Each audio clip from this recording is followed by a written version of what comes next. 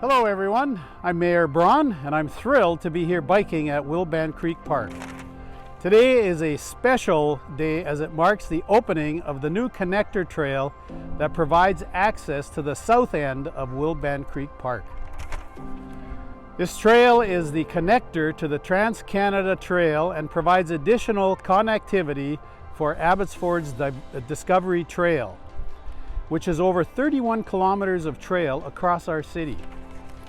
Thanks to the Trans-Canada Trail, who provided $30,000 to help us plan and build this connector trail. As you bike along, you will notice trees planted along the edges of the trail that were provided by donations and volunteer labor from Environment UC, a collective of the United Church, a local scout group, and other local volunteers. Any day is a great day to get outside and cycle. And don't forget to check out the beaver pond at the lookout about halfway along the trail. Enjoy your bike ride and happy trails.